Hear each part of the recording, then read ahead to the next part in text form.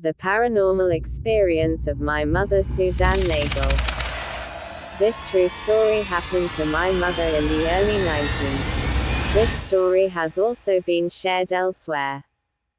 My mother had been complaining about a bad smell which seemed to invade the living room towards evening. My husband pulled up floorboards to see if an animal had died under the house.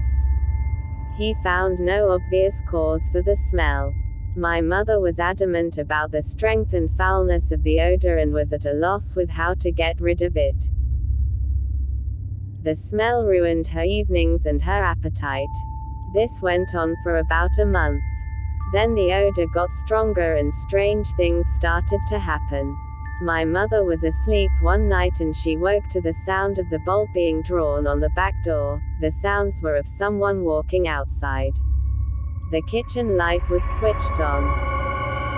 She thought it was a family member who was staying at the house, who, incidentally, could not smell the foul odor. She waited for him to return.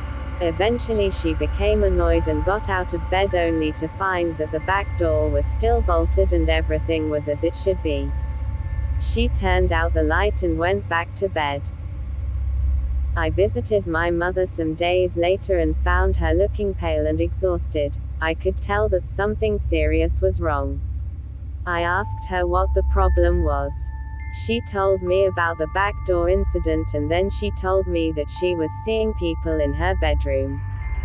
She said they looked like her mother and father, but she knew they weren't real because her parents would not frighten her like that. I asked, "What did you do?" She asked me what I would do. I said, "Hide under the covers." That is what she did. Until daylight. I left her that day feeling very concerned for her welfare. I decided I had to try to help her, so I rang the local church and talked to the priest.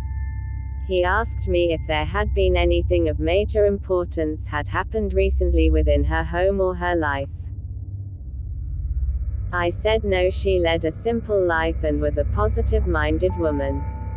He asked me if she could be feeling guilty about anything. I said yes. My mother's own mother had passed away.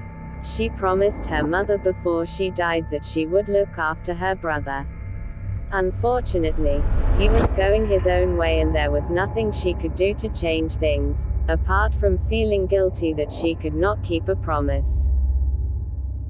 The priest explained that no one should ever feel guilty, especially about what they couldn't control. Guilt was a sin. Jesus died for our sins. He wanted to bless the house.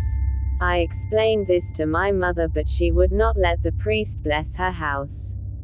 She said she knew what she had to do. And whatever it was she decided to do worked, because life returned to normal. This is my story. Thank you for watching. Like our videos, subscribe our channel and comment down your horror stories and share our videos as much as you can.